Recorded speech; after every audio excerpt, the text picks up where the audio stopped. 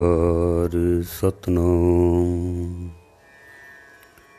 ਕਰਤਾ ਪੁਰਖ ਨਿਰਭਉ ਨਿਰਵੈਰ ਅਕਾਲ ਮੂਰਤ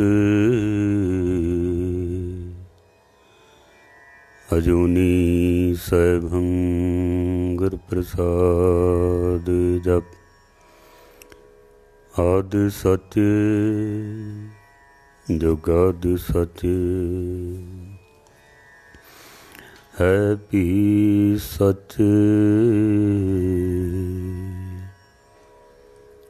ਨਾਨਕ ਹੋਸੀ ਭੀ ਸਚ ਡੰਡੋਤ ਬੰਧਨ ਅਨੁਕਮਾਰ ਸਰਬ ਕਲਾ ਸਮਰਥ ਡੋਲਨ ਤੇ ਰਾਖੋ ਪ੍ਰਭੂ ਨਾਨਕ ਦੇ ਕਰ ਹੱਥ ਡੋਲਨ ਤੇ ਰਾਖੋ ਪ੍ਰਭੂ ਨਾਨਕ ਦੇ ਕਰ ਹੱਥ। ਸਨਮਾਨਯੋਗ ਗੁਰੂ ਰੂਪ ਸਾਧ ਸੰਗਤ ਜੀਓ, ਵਿਚਾਰ ਆਪਾਂ ਕੀਤੇ ਹਨ। ਮੇਰੇ ਮਾਧੋ ਜੀ ਸਤ ਸੰਗਤ ਮਿਲੇ ਸੋ ਤਰਿਆ, ਗੁਰ ਪ੍ਰਸਾਦ ਪਰਮ ਪਦ ਪਾਇਆ, ਸੋਕੇ ਕਾਸ਼ਟ ਹਰਿਆ।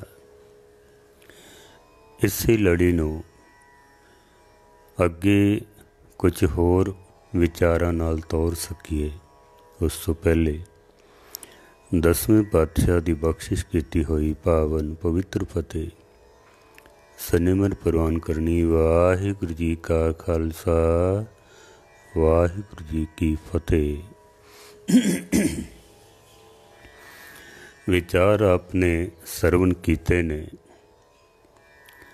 ਸਤ ਸੰਗਤ ਦੇ ਵਿੱਚ ਆਉਣ ਦਾ ਸਾਡਾ ਮਕਸਦ ਕੀ ਹੈ? ਅਸੀਂ ਸਤ ਸੰਗਤ ਦੇ ਵਿੱਚ ਕਿਉਂ ਆਉਂਦੇ ਹਾਂ? ਕਿਸ ਵਾਸਤੇ ਆਉਂਦੇ ਹਾਂ? ਸਤ ਸੰਗਤ ਦੇ ਵਿੱਚੋਂ ਅਸੀਂ ਲੈਣਾ ਕੀ ਹੈ? ਪ੍ਰਾਪਤੀ ਕੀ ਕਰਨੀ ਹੈ? ਮਿਲਦਾ ਕੀ ਹੈ ਸਤ ਸੰਗਤ ਵਿੱਚੋਂ? ਸਾਡਾ ਮਕਸਦ ਕੀ ਹੈ ਆਉਣ ਦਾ? ਕੱਲ੍ਹ ਆਪਨੇ ਸਰਵਨ ਕੀਤਾ ਸੀ, ਸਤ ਸੰਗਤ ਦੇ ਵਿੱਚ ਆਉਣ ਦਾ ਸਾਡਾ ਮਕਸਦ ਕੀ ਹੈ? ਕਿਉਂ ਅਸੀਂ ਆਉਂਦੇ ਹਾਂ? ਸਤ ਸੰਗਤ ਕਿਸ ਨੂੰ ਕਹਿੰਦੇ ਹਨ? ਗੁਰੂ ਨਾਨਕ ਸੱਚੇ ਪਾਤਸ਼ਾਹ ਦੀਆਂ ਪੰਕਤੀਆਂ ਆਪਨੇ ਸਰਵਨ ਕੀਤੀਆਂ ਨੇ। ਸਤ ਸੰਗਤ ਕੈਸੀ ਜਾਣੀਏ, ਜਿੱਥੇ ਏਕੋ ਨਾਮ ਵਖਾਣੀਏ। ਜਿੱਥੇ ਪਰਮਾਤਮਾ ਦਾ ਇੱਕ ਨਾਮ ਹੈ, ਉਸ ਨੂੰ ਸਤਸੰਗ ਕਿਹਾ ਜਾਂਦਾ ਹੈ। ਜਿੱਥੇ ਪਰਮਾਤਮਾ ਦੇ ਨਾਮ ਦੀ ਵਿਚਾਰ ਹੋਵੇ। ਸਤ ਸੰਗਤ ਕੈਸੀ ਜਾਣੀਏ, ਜਿੱਥੇ ਏਕੋ ਨਾਮ ਵਖਾਣੀਏ। ਇੱਕ ਪਰਮਾਤਮਾ ਦਾ ਜਿੱਥੇ ਨਾਮ ਜਪਿਆ ਜਾਂਦਾ ਹੈ, ਜਿੱਥੇ ਪਰਮਾਤਮਾ ਦੇ ਨਾਮ ਦੀ ਵਿਚਾਰ ਕੀਤੀ ਜਾਂਦੀ ਹੈ, ਪਰਮਾਤਮਾ ਨਾਲ ਜੁੜਿਆ ਜਾਂਦਾ ਹੈ, ਉਸ ਨੂੰ ਸਤ ਸੰਗਤ ਕਹਿੰਦੇ ਹਨ। ਭੀੜ ਇਕੱਠੀ ਕਰ ਲੈਣੀ ਸਤ ਸੰਗਤ ਨਹੀਂ ਹੈ। ਭਾਈ ਗੁਰਦਾਸ ਜੀ ਨੇ ਕਿਹਾ ਹੈ ਕਿ ਏਕ ਸਿੱਖ ਦੋਏ ਸਾਧ ਸੰਗਤ ਪੰਜੀ ਪਰਮੇਸ਼ਰ। ਇੱਕ ਅਗਰ ਇਕੱਲਾ ਬੈਠ ਕੇ ਸਿਮਰਨ ਕਰਦਾ ਹੈ ਤੇ ਗੁਰੂ ਦਾ ਸਿੱਖ, ਉਹ ਗੁਰੂ ਕਾ ਸਿੱਖ ਹੈ। ਦੋ ਹੋ ਜਾਣ ਵਿਚਾਰ ਕਰਨ ਪਰਮਾਤਮਾ ਦੀ, ਏਕ ਸਿੱਖ ਦੋਏ ਸਾਧ ਸੰਗਤ। ਦੋ ਹੋ ਜਾਣ ਵਿਚਾਰ ਕਰਨ ਪਰਮਾਤਮਾ ਦੇ ਨਾਮ ਦੀ, ਤੇ ਉਹ ਭਾਈ ਸਾਹਿਬ ਕਹਿੰਦੇ ਨੇ ਸਤ ਸੰਗਤ ਬਣ ਜਾਂਦੀ ਹੈ। ਜੇ ਕਿਤੇ ਪੰਜ ਹੋ ਜਾਣ ਤਾਂ ਪੰਜੀ ਪਰਮੇਸ਼ਰ, ਪੰਜ ਪਰਮੇਸ਼ਰ ਦਾ ਰੂਪ ਹੋ ਜਾਂਦਾ ਹੈ। ਗੁਰੂ ਗੋਬਿੰਦ ਸਿੰਘ ਮਹਾਰਾਜ ਨੇ ਤਾਂ ਹੀ ਤੇ ਕਿਹਾ ਸੀ ਕਿ ਖਾਲਸਾ ਮੇਰੋ ਰੂਪ ਹੈ ਖਾਸ, ਖਾਲਸੇ ਮੈਂ ਹਾਂ ਕਰੂੰ ਨਿਵਾਸ। ਖਾਲਸਾ ਮੇਰਾ ਆਪਣਾ ਰੂਪ ਹੈ ਗੁਰੂ ਗੋਬਿੰਦ ਸਿੰਘ ਮਹਾਰਾਜ। ਤੇ ਪੰਜ ਹੋਣ ਕਿਧਰੇ ਰਹਿਤਵਾਨ, ਸਿੱਖ ਸੋ ਪੰਚ रहत जो मिले हैं, मम स्वरूप सो जानो भले हैं। सिख पांचों में मेरे वासा, पूरन करो धरों जह आसा। पंजां दे विच गुरु दा वासा है, परमेश्वर दा वासा है। तो यही तो है सत संगत, जिथों असी प्राप्त की करना है। गुरु नानक सच्चे पातशाह दियाँ पंक्तियाँ ते गुरु गोबिंद सिंह महाराज दियाँ पंक्तियाँ, गुरु अर्जन देव जी महाराज दे शब्द, असी प्राप्त की करना है, लैना की है असी। दो पंक्तियाँ आसा राग दे विच गुरु अर्जन देव जी महाराज दियाँ मैं आप जी दे सन्मुख रखना वा। सत संगत दे विचों सानू मिलदा की है, सी प्राप्त की करना है, लैना की है सी। गुरु अर्जन देव जी महाराज कहते ने हर रस की कीमत कही ना जाए। परमात्मा दे नाम दे रस की कीमत कही नहीं जा सकती है। गुरु अर्जन देव जी महाराज देना तो बड़ी दूर की गल है। महाराज कहते ने कोई अपनी जुबान नाल कीमत कह भी नहीं सकता है। चलो मेरे कोल पैसे नहीं हैं, मैं किसी चीज़ की कीमत नहीं दे सकता हाँ, पर मैं कीमत ला तो सकना ना भी कितने दी हो सकती है। मैं दे नहीं सकता, कह तो सकना ना भी ये वस्तु ये कितने दी हो सकती है। महाराज कहते ने परमात्मा दे नाम दी कोई कीमत कह भी नहीं सकता है। कीमत पाए न कहया जाए, कहने वाले तेरे रहे समाए। कोई अगर परमात्मा दी कीमत लाउण दी कोशिश करेगा ना, महाराज कहते ने वो आप खत्म हो जाएगा, पर परमात्मा की कीमत नहीं प्राप्त कर सकेगा। परमात्मा बेअंत है, उदा कोई अंत नहीं है। कोई ना जाने तेरा केता केवट चीरा। वो परमात्मा कितना है, अंत न सिफती कहण ना अंत, अंत न करने देण ना अंत, अंत न वेखण सुनन ना अंत, अंत न जापे क्या मनमंत। महाराज कहते नहीं जिसका कोई अंत ही नहीं है, जो बेअंत है, उस बेअंत की कीमत भी बेअंत है, उसकी कोई कीमत नहीं ला सकता है। कोई भी उसकी कीमत नहीं कह सकता है। वो परमात्मा बेअंत है, कीमत पाए न कहया जाए। कहने वाले जिहड़े कहणगे तेरे रहे समाए, वो तेरे विच समा ते जाणगे, पर तेरी कीमत नूं लभ नहीं सकणगे। तू कितना कीमती है। तू हर रस की कीमत कही न जाए, कह नहीं सकता है कोई भी। बड़े कीमती विचार ने। मनुख ने जो कुछ भी बनाया है, मनुख जो कुछ ही बनाता है, वो वस्तु भावें कितनी भी वड्डी क्यों ना होवे, फिर भी उसकी कीमत दिती जा सकती है। मनुख जो कुछ ही बनाता है ना, उसकी कीमत दिती जा सकती है, खरीदिया जा सकता है उसनूं। लेकिन परमात्मा ने जो कुछ भी बनाया है, उसकी बनाई हुई भावें कोई वस्तु बहुत छोटी है, बड़ी छोटी हो गई, लेकिन फिर भी उसकी कोई कीमत नहीं है। मैं दोहरा देना, शब्द बड़े कीमती हैं। ਮਨੁੱਖ ਦੀ ਬਣਾਈ ਹੋਈ ਕੋਈ ਵੀ ਵਸਤੂ ਭਾਵੇਂ ਬਹੁਤ ਵੱਡੀ ਹੋਵੇ, ਲੇਕਿਨ ਫਿਰ ਵੀ ਉਸ ਦੀ ਕੀਮਤ ਦਿੱਤੀ ਜਾ ਸਕਦੀ ਹੈ, ਉਸ ਨੂੰ ਖਰੀਦਿਆ ਜਾ ਸਕਦਾ ਹੈ, ਭਾਵੇਂ ਉਹ ਵਸਤੂ ਬਹੁਤ ਵੱਡੀ ਕਿਉਂ ਨਾ ਹੋਵੇ। ਪਰਮਾਤਮਾ ਦੀ ਬਣਾਈ ਹੋਈ ਕੋਈ ਵੀ ਵਸਤੂ ਭਾਵੇਂ ਬਹੁਤ ਛੋਟੀ ਹੋਵੇ, ਬਹੁਤ ਛੋਟੀ, ਲੇਕਿਨ ਫਿਰ ਵੀ ਉਸ ਦੀ ਕੋਈ ਕੀਮਤ ਨਹੀਂ ਦਿੱਤੀ ਜਾ ਸਕਦੀ। ਉਹ ਬੇਸ਼ਕੀਮਤੀ ਹੈ, ਉਹ ਕੋਈ ਕੀਮਤ ਨਹੀਂ ਹੈ। ਗੁਰੂ ਨਾਨਕ ਸੱਚੇ ਪਾਤਸ਼ਾਹ ਨੇ ਤੇ ਜਪਜੀ ਸਾਹਿਬ ਦੇ ਵਿੱਚ ਕਹਿ ਹੀ ਦਿੱਤਾ ਹੈ ਕਿ ਅਮੁੱਲ ਗੁਣ ਅਮੁੱਲ ਵਾਪਾਰ, ਅਮੁੱਲ ਵਾਪਾਰੀਏ ਅਮੁੱਲ ਭੰਡਾਰ, ਅਮੁੱਲ ਆਵਹਿ ਅਮੁੱਲ ਲੈ ਜਾਏ, ਅਮੁੱਲ ਪਾਏ ਅਮੁੱਲਾ ਸਮਾਏ। ਹਰ ਚੀਜ਼ ਪਰਮਾਤਮਾ ਦੀ ਬਣਾਈ ਹੋਈ ਮਹਾਰਾਜ ਕਹਿੰਦੇ ਨੇ ਸਭ ਅਮੁੱਲ ਹੈ, ਕੋਈ ਕੀਮਤ ਨਹੀਂ ਹੈ। ਮਨੁੱਖ ਨੇ ਅੱਜ ਤੱਕ ਐਸੀ ਕੋਈ ਚੀਜ਼ ਨਹੀਂ ਬਣਾਈ ਜਿਸ ਦੀ ਕੋਈ ਕੀਮਤ ਨਾ ਦਿੱਤੀ ਜਾ ਸਕੇ, ਜਿਹਨੂੰ ਖਰੀਦਿਆ ਨਾ ਜਾ ਸਕੇ। ਬੜੀਆਂ ਬੜੀਆਂ ਵੱਡੀਆਂ ਵਸਤੂਆਂ, ਬੜੀਆਂ ਬੜੀਆਂ ਵੱਡੀਆਂ ਬਿਲਡਿੰਗਾਂ ਮਨੁੱਖ ਨੇ ਬਣਾਈਆਂ, ਕੀਮਤ ਦਿੱਤੀ, ਖਰੀਦ ਲਈ। ਬੜੇ ਬੜੇ ਕੀਮਤੀ ਨਜ਼ਰਾਨੇ ਮਨੁੱਖ ਨੇ ਬਣਾਏ, ਕੀਮਤ ਦਿੱਤੀ, ਖਰੀਦ ਲਈ। ਲੇਕਿਨ ਰੱਬ ਦੀ ਬਣਾਈ ਹੋਈ ਐਸੀ ਕੋਈ ਚੀਜ਼ ਨਹੀਂ ਹੈ ਕਿ ਜਿਸ ਨੂੰ ਮਨੁੱਖ ਕੀਮਤ ਦੇ ਕੇ ਖਰੀਦ ਸਕੇ। ਮਨੁੱਖ ਨਹੀਂ ਦੇ ਸਕਦਾ। ਰੱਬ ਨੇ ਜੋ ਕੁਛ ਵੀ ਬਣਾਇਆ ਨਾ, ਸਭ ਕੁਛ ਬੇਸ਼ਕੀਮਤੀ ਹੈ, ਉਹਦੀ ਕੋਈ ਕੀਮਤ ਨਹੀਂ ਹੈ। ਮੈਂ ਦੋ ਉਦਾਹਰਣ ਤੁਹਾਡੇ ਸਾਹਮਣੇ ਰੱਖਣਾ।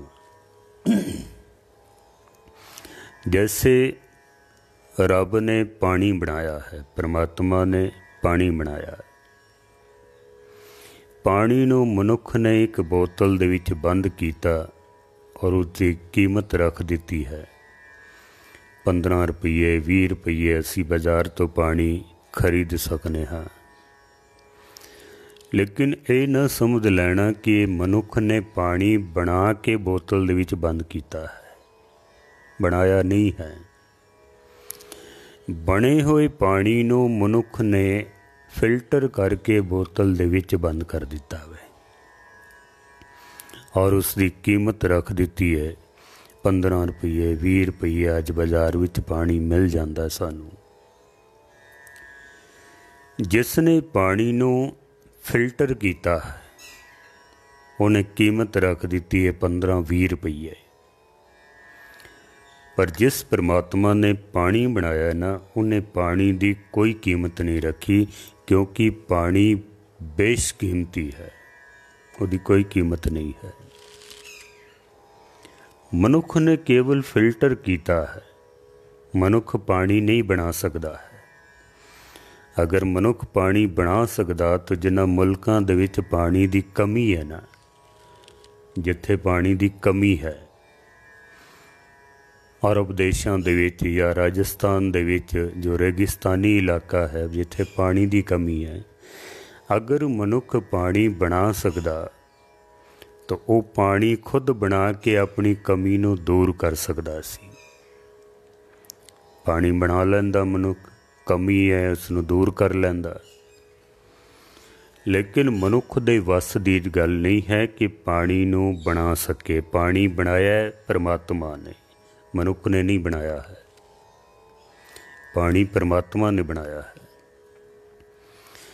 ਮਨੁੱਖ ਦੇ ਵੱਸ ਦੀ ਗੱਲ ਹੀ ਨਹੀਂ ਹੈ ਕਿ ਉਹ ਪਾਣੀ ਬਣਾ ਸਕੇ। ਔਰ ਅਗਰ ਪਾਣੀ ਦੀ ਕੀਮਤ ਜਾਣਨੀ ਹੋਵੇ ਨਾ, ਤਾਂ ਕਦੀ ਉਹਨਾਂ ਮੁਲਕਾਂ ਦੇ ਵਿੱਚ ਜਾ ਕੇ ਦੇਖੋ ਜਿੱਥੇ ਪਾਣੀ ਦੀ ਕਮੀ ਹੈ, ਪਾਣੀ ਦੀ ਕੀਮਤ ਕੀ ਹੈ, ਉਹ ਦੱਸਣਗੇ ਤੁਹਾਨੂੰ। ਇੱਧਰ ਰਾਜਸਥਾਨ ਦੇ ਵਿੱਚ ਜੋਧਪੁਰ ਤੋਂ ਅੱਗੇ ਜਦ ਮੈਂ ਗਿਆ ਬਾੜਮੇਰ ਵਾਲੇ ਇਲਾਕੇ ਦੇ ਵਿੱਚ, ਮੈਨੂੰ ਉੱਥੇ ਪਤਾ ਨਹੀਂ ਸੀ। ਮੈਂ ਇਸ਼ਨਾਨ ਕੀਤਾ ਤਾਂ 2 ਬਾਲਟੀਆਂ ਪਾਣੀ ਮੈਂ ਡੋਲ ਦਿੱਤਾ। ਉਹ ਪਰਿਵਾਰ ਵਾਲੇ ਬਾਹਰ ਹੱਥ ਜੋੜ ਕੇ ਖੜੇ ਸਨ ਬਾਥਰੂਮ ਦੇ। कहते ने ज्ञानी जी इतना पानी डोल दिता, इतने पानी नाल ते साडा पूरा टब्बर इशनान कर लैंदा वे। तुसीं पानी इतना डोल दिता, 2 बाल्टियां पानी। मैं क्या पानी है की है इस दे विच? कहते ने ज्ञानी जी तुहानूं नहीं पता इस पानी की कितनी कीमत है। असी एक पानी नूं 4 वार इस्तेमाल करते हाँ। एक पानी इस्तेमाल उसका 4 वारी किया जाता है। सुन के ते मैं भी हैरान होया भी एक पानी इस्तेमाल उसका 4 वारी किवें करदे हो। कहते ने जिहड़ा बाथरूम है ना, इस बाथरूम के बाहर टंकी बनी हुई है। जो असी इशनान करते हाँ, अंदर पानी डोलते हैं ना, बाहर टंकी दे विच फिर इकट्ठा हो जाता। फिर जदों थोड़ा साफ हो जाता है, फिर उहदे नाल असी कपड़े धो लैंदे हाँ। फिर जिहड़ा पानी बच जाता है उहदे नाल असी घर दी साफ सफाई कर लैंदे हाँ। फिर जिहड़ा पानी बच जाता है वो असी फुल बूटियां दे विच पा दिंदे हाँ। असी बूटियां विच पा दिंदे हाँ। पानी एक है, इस्तेमाल उसका 4 वारी किया जाता है एक पानी का। साडे ये हालात ने जिथे साडा एक गिलास पानी नाल काम चलता होवे, असी उत्थे 4 गिलास डोल देने हाँ, क्योंकि सानू इसकी कीमत का नहीं पता है, ये कितनी कीमत है।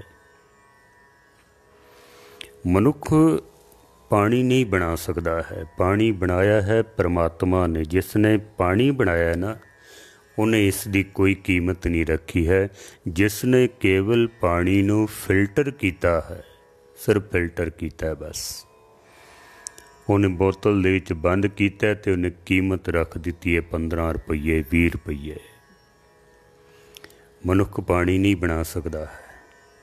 मैं फिर दोहरा दियाँ, जे पानी मनुख बना सकता ना, जिन्हां इलाकियां दे विच पानी की कमी है वो अपनी कमी नूं दूर कर सकते सन, पर ऐसा नहीं है। हुण ते बहुत साधन हो गए ना।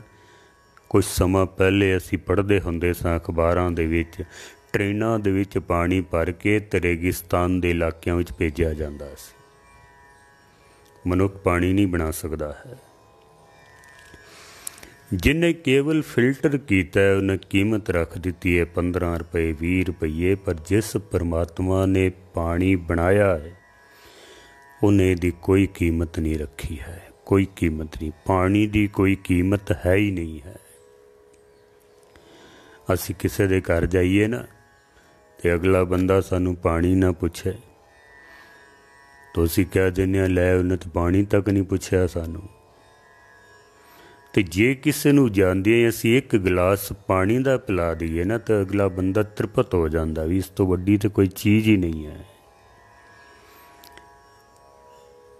गर्मी के दिनों दे विच लोकी प्याऊ लगांदे ने पानी वास्ते, लोकां दी प्यास बुझे पानी पिलावन लोकां नूं। क्यों? क्योंकि पानी का दान सब तो वड्डा मन्निया जाता है। किसी प्यासे नूं पानी पिला देना इस तो वड्डी कोई सेवा नहीं है। पानी पिला देना। पानी एक ऐसी चीज़ है जिसनों गुरबाणी कहती है कि पहला पानी जीव है जित हरिया सब कोय। मनुख का जीवन है पानी।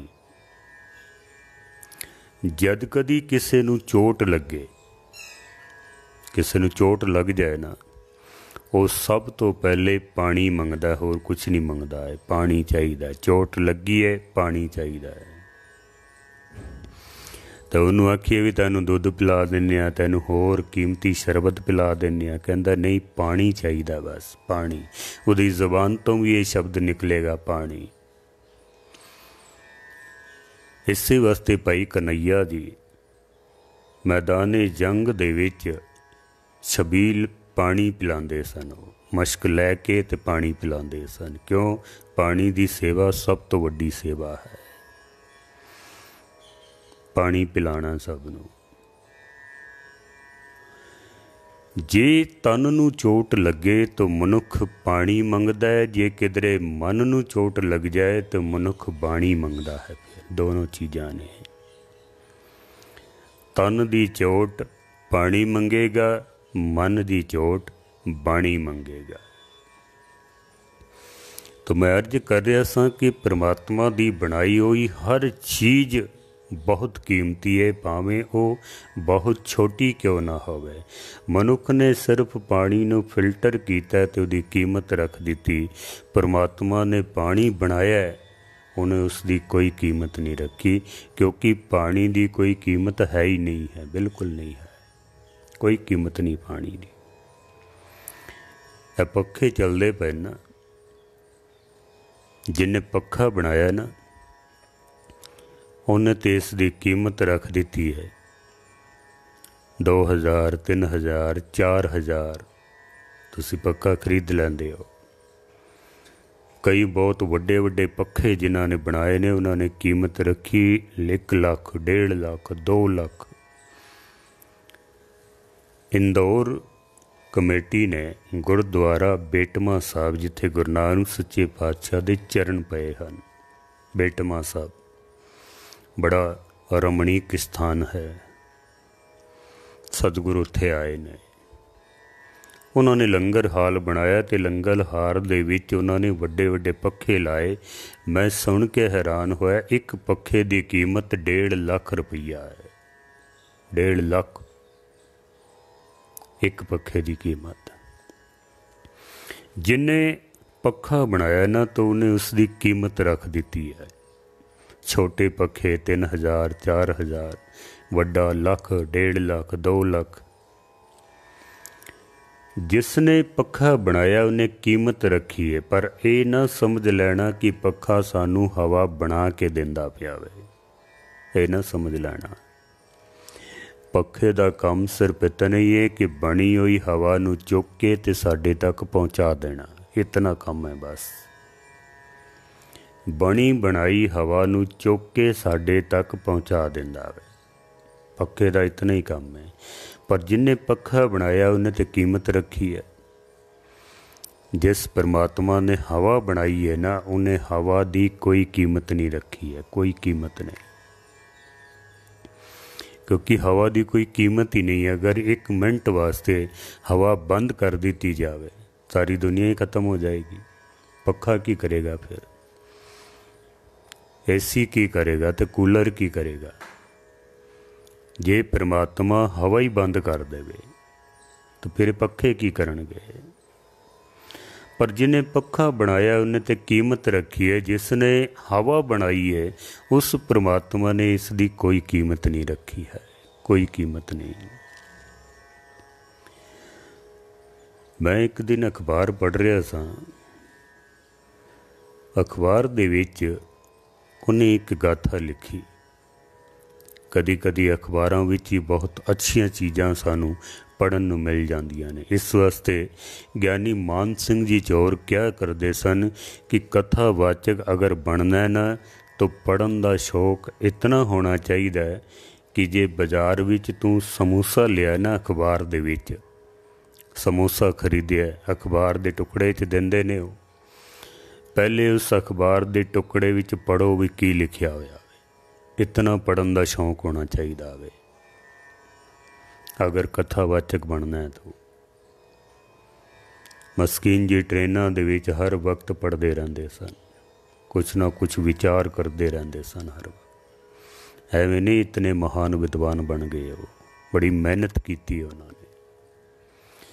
वो लिखदा है भी एक बंदा बीमार हो गया है, हॉस्पिटल दे विच भर्ती होया।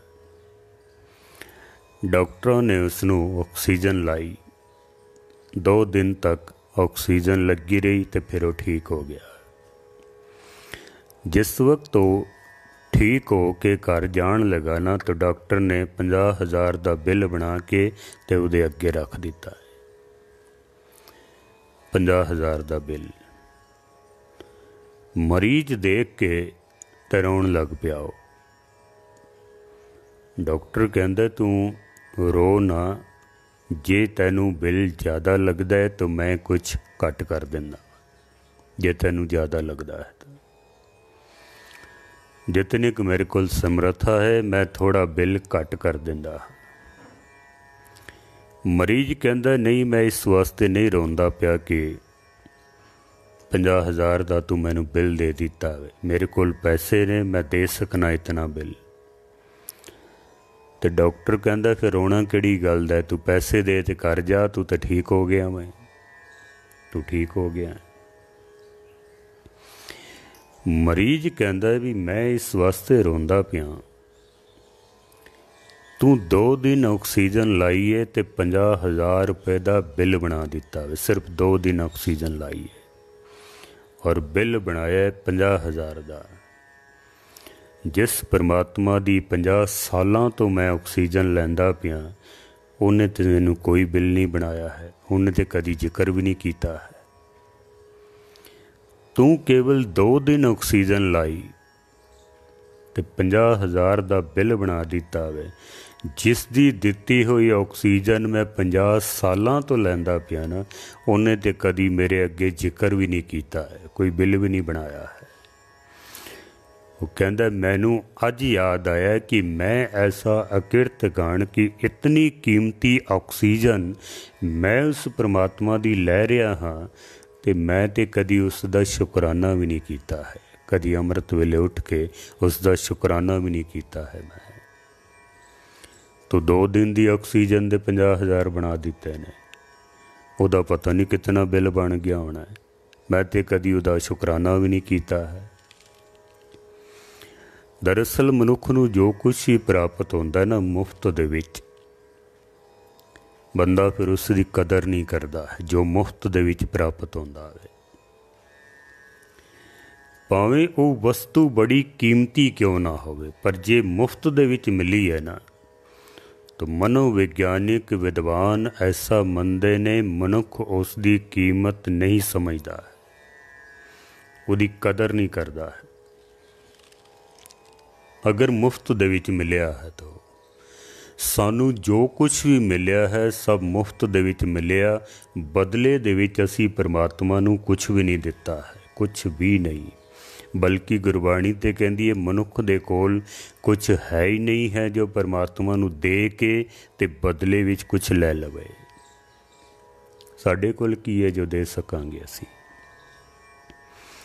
ਮਹਾਰਾਜ ਦੀ ਬਾਣੀ ਕਹਿੰਦੀ ਹੈ ਨਾ, ਜੇ ਤੂੰ ਕਿਸੇ ਨਾ ਦੇਹ ਮੇਰੇ ਸਾਹਿਬਾ, ਜੇ ਪਰਮਾਤਮਾ ਤੂੰ ਕਿਸੇ ਨੂੰ ਕੁਛ ਨਾ ਦੇਵੇਂ, ਜੇ ਤੂੰ ਕਿਸੇ ਨਾ ਦੇਹ ਮੇਰੇ ਸਾਹਿਬਾ, ਕਿਆ ਕੋ ਕੱਢੇ ਗਹਿਣਾ। ਗਹਿਣਾ ਹੁੰਦਾ ਗਿਰਵੀ ਰੱਖ ਦੇਣਾ, ਬਦਲੇ ਦੇ ਵਿੱਚ ਕੁਛ ਲੈ ਲੈਣਾ। ਜਿਵੇਂ ਅਸੀਂ ਸੋਨਾ ਗਹਿਣੇ ਰੱਖ ਕੇ ਬਦਲੇ ਵਿੱਚ ਕੁਛ ਲੈ ਲੈਂਦੇ ਹਾਂ, ਪੈਸੇ ਲੈ ਲਏ, ਕੁਝ ਹੋਰ ਚੀਜ਼ਾਂ ਲੈ ਲਈਆਂ, ਮਕਾਨ ਗਿਰਵੀ ਰੱਖ ਦਿੱਤਾ, ਕੁਛ ਲੈ ਲਿਆ ਬਦਲੇ ਵਿੱਚ। ਜੇ ਤੂੰ ਕਿਸੇ ਨਾ ਦੇਹ ਮੇਰੇ ਸਾਹਿਬਾ, ਕਿਆ ਕੋ ਕੱਢੇ ਗਹਿਣਾ। ਗੁਰਬਾਣੀ ਕਹਿੰਦੀ ਹੈ ਜੇ ਰੱਬ ਕਿਸੇ ਨੂੰ ਕੁਛ ਨਾ ਦੇਵੇ ਤਾਂ ਮਨੁੱਖ ਦੇ ਕੋਲ ਐਸਾ ਕੁਛ ਵੀ ਨਹੀਂ ਹੈ ਕਿ ਪਰਮਾਤਮਾ ਨੂੰ ਦੇ ਕੇ ਤੇ ਬਦਲੇ ਦੇ ਵਿੱਚ ਕੁਛ ਪ੍ਰਾਪਤ ਕਰ ਸਕੇ। ਇਹ ਜੋ ਕੁਛ ਸਾਨੂੰ ਮਿਲਿਆ ਨਾ, ਸਭ ਕੁਛ ਮੁਫਤ ਦੇ ਵਿੱਚ ਮਿਲਿਆ, ਜੋ ਕੁਛ ਵੀ ਮਿਲਿਆ ਹੈ ਸਾਨੂੰ। ਅਗਰ ਮਨੁੱਖਾ ਜਨਮ ਅਸੀਂ ਪ੍ਰਾਪਤ ਕੀਤਾ ਹੈ, ਮਨੁੱਖਾ ਤਨ ਅਸੀਂ ਪ੍ਰਾਪਤ ਕੀਤਾ ਹੈ, ਤਾਂ ਇਹ ਨਿਰੰਕਾਰ ਦੀ ਵਾਹਿਗੁਰੂ ਦੀ ਕਿਰਪਾ ਹੈ ਸਾਡੇ ਉੱਤੇ। ਤਾਂ ਹੀ ਤੇ ਗੁਰਬਾਣੀ ਕਹਿੰਦੀ ਹੈ ਤੁਮਰੀ ਕਿਰਪਾ ਤੇ ਮਨੁੱਖ ਦੇ ਪਾਈ ਹੈ। ਤੇਰੀ ਕਿਰਪਾ ਦੇ ਨਾਲ ਮੈਂ ਇਹ ਮਨੁੱਖਾ ਤਨ, ਇਹ ਮਨੁੱਖਾ ਜਨਮ ਪ੍ਰਾਪਤ ਕੀਤਾ ਹੈ। ਮੇਰਾ ਇਸ ਵਿੱਚ ਕੁਛ ਵੀ ਨਹੀਂ ਹੈ, ਤੇਰੀ ਕਿਰਪਾ ਹੈ। ਪਰ ਕਿਉਂਕਿ ਸਭ ਕੁਛ ਮੁਫਤ ਦੇ ਵਿੱਚ ਪ੍ਰਾਪਤ ਹੋਇਆ ਹੈ ਤਾਂ ਮਨੁੱਖ ਇਸ ਦੀ ਫਿਰ ਕਦਰ ਨਹੀਂ ਕਰਦਾ ਹੈ, ਕੋਈ ਕਦਰ ਹੀ ਨਹੀਂ ਮਨੁੱਖ ਦੇ ਕੋਲ। ਇੱਕ ਨਿੱਕਾ ਜਿਹਾ ਉਦਾਹਰਣ ਦਿਆਂ ਮੈਂ, ਇੱਕ ਬੰਦਾ ਬਿਮਾਰ ਹੋ ਜਾਏ ਨਾ ਤੇ ਵੈਦ ਕੋਲ ਜਾਵੇ ਤੇ ਵੈਦ ਉਸ ਨੂੰ ਬੜੀ ਕੀਮਤੀ ਜੜੀ ਬੂਟੀ ਕੋਈ ਪੀਸ ਕੇ ਪੁੜੀ ਬਣਾ ਕੇ ਉਸ ਨੂੰ ਦੇ ਦੇਵੇ, ਬਈ ਲੈ ਖਾ ਲੈ ਤੂੰ ਠੀਕ ਹੋ ਜਾਏਗਾ। ਤੇ ਮਰੀਜ਼ ਆਖੇ ਵੀ ਪੈਸੇ, ਵੈਦ ਆਖੇ ਚੱਲ ਕੋਈ ਗੱਲ ਨਹੀਂ ਤੂੰ ਖਾ ਲੈ, ਤੂੰ ਠੀਕ ਹੋ ਜਾ। ਬੰਦਾ ਦਾ ਅੱਧਾ ਵਿਸ਼ਵਾਸ ਤੇ ਉੱਥੇ ਹੀ ਖਤਮ ਹੋ ਜਾਂਦਾ, ਪਤਾ ਨਹੀਂ ਕਿਹੜੀ ਸੁਆਹ ਬਣ ਕੇ ਮੈਨੂੰ ਦੇ ਦਿੱਤੀ, ਇਸ ਕੋਈ ਪੈਸੇ ਹੀ ਨਹੀਂ ਲਏ, ਮੁਫਤ ਵਿੱਚ ਦੇ ਦਿੱਤੀ ਹੈ ਇਸਨੇ। ਬੰਦੇ ਦਾ ਵਿਸ਼ਵਾਸ ਉੱਥੇ ਹੀ ਖਤਮ ਹੋ ਜਾਂਦਾ ਹੈ, ਕਿਉਂਕਿ ਮੁਫਤ ਵਿੱਚ ਦਿੱਤੀ ਹੈ। ਭਾਵੇਂ ਜੜੀ ਬੂਟੀ ਬੜੀ ਕੀਮਤੀ ਕਿਉਂ ਨਾ ਹੋਵੇ, ਉਹੀ ਮਰੀਜ਼ ਕਿਸੇ ਦੂਸਰੇ ਵੈਦ ਕੋਲ ਜਾਵੇ ਤੇ ਵੈਦ ਉਸ ਨੂੰ ਕੋਈ ਮਾਮੂਲੀ ਜੀ ਸੁਆਹ ਪੁੜੀ ਬਣ ਕੇ ਦੇ ਦੇਵੇ ਤੇ ਮਰੀਜ਼ ਆਖੇ ਪੈਸੇ ਕਿਤਨੇ, ਉਹ ਆਖੇ 500 ਰੁਪਈਆ। ਜਦੋਂ 500 ਦਾ ਨੋਟ ਕੱਢ ਕੇ ਦਿੰਦਾ ਨਾ ਅੱਧਾ, ਤੇ ਮਰੀਜ਼ ਉੱਥੇ ਹੀ ਠੀਕ ਹੋ ਜਾਂਦਾ ਹੀ, ਬੜੀ ਮਹਿੰਗੀ ਦਵਾਈ ਮੈਨੂੰ ਦਿੱਤੀ ਹੈ ਇਸ ਨਾਲ। ਅਸੀਂ ਡਾਕਟਰ ਵੀ ਲੱਭਣਾ ਹੋਵੇ ਨਾ ਤਾਂ ਪਹਿਲੇ ਪੁੱਛਦੇ ਹਾਂ ਅਸੀਂ ਵੀ ਫੀਸ ਕਿਤਨੀ ਲੈਂਦਾ ਹੋਵੇ। ਜਿਹੜਾ ਜ਼ਿਆਦਾ ਫੀਸ ਲੈਂਦਾ ਉਹਦੇ ਉੱਤੇ ਸਾਡਾ ਜ਼ਿਆਦਾ ਵਿਸ਼ਵਾਸ ਬਣ ਜਾਂਦਾ ਹੋਵੇ। ਅਤੇ ਕੋਈ ਸੇਵਾ ਕਰ ਰਿਹਾ ਹੋਵੇ, ਭਾਵੇਂ ਹੋਵੇ ਉਹ ਬਹੁਤ ਵੱਡਾ ਡਾਕਟਰ, ਲੋਕ ਕਹਿੰਦੇ ਨੇ ਐਵੇਂ ਹੀ ਹੈ, ਕੁਛ ਨਹੀਂ ਹੈ, ਬਿਲਕੁਲ ਕੁਛ ਨਹੀਂ ਹੈ। ਮੁਫਤ ਦੇ ਵਿੱਚ ਜਿਹੜੀ ਚੀਜ਼ ਮਿਲੀ ਹੈ ਸਾਨੂੰ, ਹੁਣ ਇਹ ਅੱਖਾਂ ਦੀ ਕੀਮਤ ਕੋਈ ਦੇ ਸਕਦਾ ਹੈ, ਜ਼ੁਬਾਨ ਦੀ ਕੀਮਤ ਕੋਈ ਦੇ ਸਕਦਾ ਹੈ, ਹੱਥ ਪੈਰਾਂ ਦੀ ਕੀਮਤ ਕੋਈ ਦੇ ਸਕਦਾ ਹੋਵੇ, ਕੋਈ ਨਹੀਂ ਦੇ ਸਕਦਾ ਹੈ। ਮੈਂ ਹੈਰਾਨ ਹਾਂ, ਮੇਰੇ ਇੱਕ ਮਿੱਤਰ ਨੇ, ਉਹਨਾਂ ਨੇ ਦੰਦ ਲਵਾਏ ਨੇ, ਨਵੇਂ ਦੰਦ। ਮੈਂ ਪੁੱਛਿਆ ਕਿਤਨੇ ਪੈਸੇ ਲੱਗ ਗਏ ਨੇ, ਕਹਿੰਦੇ 2.5-3 ਲੱਖ ਰੁਪਈਆ ਲੱਗ ਗਿਆ ਮੇਰਾ ਦੰਦ ਲਵਾਉਣ ਦੇ। ਅਤੇ ਜਿਸ ਪਰਮਾਤਮਾ ਨੇ ਸਾਨੂੰ 32 ਦੰਦ ਦਿੱਤੇ ਨੇ, ਉਹਨੇ ਤਾਂ ਕੋਈ ਪੈਸੇ ਨਹੀਂ ਨਾ ਲਏ ਸਾਡੇ ਕੋਲੋਂ, ਸਭ ਮੁਫਤ ਵਿੱਚ ਮਿਲਿਆ ਨਾ। ਪਰ ਪਰਮਾਤਮਾ ਦੀ ਦਿੱਤੀ ਹੋਈ ਚੀਜ਼ਾਂ ਜੋ ਬੇਸ਼ਕੀਮਤੀ ਨੇ, ਜਿਹਦੀ ਕੋਈ ਕੀਮਤ ਨਹੀਂ ਹੈ, ਮਨੁੱਖ ਉਹਦੀ ਕਦੀ ਕਦਰ ਨਹੀਂ ਕਰਦਾ ਹੈ, ਨਾ ਕਦੀ ਮਨੁੱਖ ਸਵੇਰੇ ਉੱਠ ਕੇ ਸ਼ੁਕਰਾਨਾ ਹੀ ਕਰਦਾ ਹੈ ਉਸ ਮਾਲਕ ਦਾ, ਕਿਉਂਕਿ ਮੁਫਤ ਦੇ ਵਿੱਚ ਮਿਲਿਆ ਹੈ ਸਭ ਕੁਛ। ਤਾਂ ਮੈਂ ਅਰਜ਼ ਕਰ ਰਿਹਾ ਸਾਂ, ਗੁਰੂ ਅਰਜਨ ਦੇਵ ਜੀ ਮਹਾਰਾਜ ਕਹਿੰਦੇ ਨੇ, ਹਰ ਰਸ ਕੀ ਕੀਮਤ ਕਹੀ ਨਾ ਜਾਏ। ਪਰਮਾਤਮਾ ਦੇ ਨਾਮ ਦੇ ਰਸ ਦੀ ਕੀਮਤ ਕਹੀ ਨਹੀਂ ਜਾ ਸਕਦੀ ਹੈ, ਦੇਣਾ ਤਾਂ ਬੜੀ ਦੂਰ ਦੀ ਗੱਲ ਹੈ। ਫਿਰ ਮਿਲੇਗਾ ਕਿੱਥੋਂ? ਕਿਉਂਕਿ ਜਿਤਨੀ ਕੀਮਤੀ ਵਸਤੂ ਹੋਵੇ ਨਾ, ਉਤਨੀ ਵੱਡੀ ਦੁਕਾਨ ਤੋਂ ਮਿਲਦੀ ਹੈ, ਜਿਤਨੀ ਕੀਮਤੀ ਵਸਤੂ ਹੋਵੇ। ਅਗਰ ਸੋਨਾ ਲੈਣਾ ਹੈ ਤਾਂ ਸਬਜ਼ੀ ਬਾਜ਼ਾਰ ਵਿੱਚ ਨਹੀਂ ਮਿਲ ਸਕਦਾ। ਅਗਰ ਹੀਰੇ ਲੈਣੇ ਨੇ ਕਿਸੇ ਕਰਿਆਨੇ ਦੀ ਦੁਕਾਨ 'ਤੇ ਨਹੀਂ ਮਿਲ ਸਕਦਾ ਹੈ, ਕਿਸੇ ਜੌਹਰੀ ਕੋਲ ਜਾਣਾ ਪੈਣਾ। ਪਰਮਾਤਮਾ ਦਾ ਨਾਮ ਜਿਸ ਦੀ ਕੋਈ ਕੀਮਤ ਨਹੀਂ ਹੈ, ਅਗਰ ਪ੍ਰਾਪਤ ਕਰਨਾ ਹੈ ਤਾਂ ਉਹ ਕਿੱਥੋਂ ਮਿਲੇਗਾ? ਗੁਰੂ ਅਰਜਨ ਦੇਵ ਜੀ ਮਹਾਰਾਜ ਨੇ ਦੁਕਾਨ ਦਾ ਪੂਰਾ ਐਡਰੈਸ ਦਿੱਤਾ ਹੈ। ਹਰ ਰਸ ਕੀ ਕੀਮਤ ਕਹੀ ਨਾ ਜਾਏ, ਮਿਲੇਗਾ ਕਿੱਥੋਂ? ਹਰ ਰਸ ਸਾਧੂ ਹਾਟ ਸਮਾਏ। ਹਾਟ ਦਾ ਮਤਲਬ ਹੈ ਦੁਕਾਨ, ਸਾਧੂ ਦਾ ਮਤਲਬ ਹੈ ਸਾਧਨਾ ਕਰਨ ਵਾਲੇ।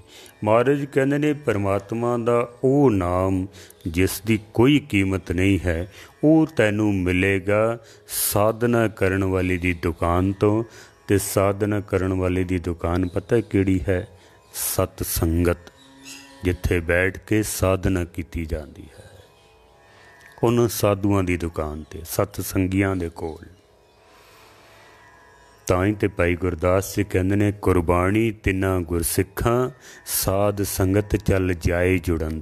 ਮੈਂ ਕੁਰਬਾਨ ਜਾਨਾ ਹਾਂ ਉਹਨਾਂ ਸਿੱਖਾਂ ਤੋਂ ਜਿਹੜੇ ਸਤ ਸੰਗਤ ਦੇ ਵਿੱਚ ਜਾ ਕੇ ਜੁੜਦੇ ਹਨ। ਕਿਉਂ?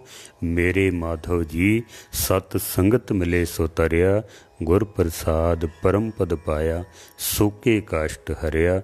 ਉੱਥੋਂ ਸਾਨੂੰ ਮੁਕਤੀ ਪ੍ਰਾਪਤ ਹੁੰਦੀ ਹੈ, ਉੱਥੋਂ ਸਾਨੂੰ ਪਰਮਾਤਮਾ ਦੀ ਪ੍ਰਾਪਤੀ ਹੁੰਦੀ ਹੈ। ਸੋ ਸਮਾਂ ਹੋ ਗਿਆ, ਇਤਨੀ ਸੇਵਾ ਪ੍ਰਵਾਨ ਕਰਨੀ। ਕੱਲ੍ਹ ਫਿਰ 5:30 ਤੋਂ 6 ਵਜੇ ਆਪ ਜੀ ਦੇ ਦਰਸ਼ਨ ਕਰਾਂਗਾ। ਆਪ ਵੱਧ ਤੋਂ ਵੱਧ ਪਿਆਰ ਬਖਸ਼ਿਸ਼ ਕਰੋ, ਕਥਾ ਦਾ ਆਨੰਦ ਮਾਣੋ। ਔਰ ਮੇਰਾ ਚੈਨਲ ਜੋ ਹੈ YouTube 'ਤੇ ਕਥਾ ਸਾਗਰ ਮਨਮੋਹਨ ਸਿੰਘ ਨਿਮਾਣਾ, ਫੇਸਬੁੱਕ ਪੇਜ ਕਥਾ ਸਾਗਰ, ਆਪ ਉਸ ਨੂੰ ਵੀ ਲਾਈਕ ਕਰੋ, ਫੋਲੋ ਕਰੋ, ਸ਼ੇਅਰ ਵੀ ਕਰ ਦਿਆ ਕਰੋ, ਤਾਂ ਕਿ ਇਹ ਵਿਚਾਰਾਂ ਹੋਰ ਵੀ ਸੰਗਤਾਂ ਤੱਕ ਪਹੁੰਚ ਸਕਣ। ਭੁੱਲਾਂ ਚੁੱਕਾਂ ਦੀ क्षमा। ਵਾਹਿਗੁਰੂ ਜੀ ਕਾ ਖਾਲਸਾ, ਵਾਹਿਗੁਰੂ ਜੀ ਕੀ ਫਤਿਹ।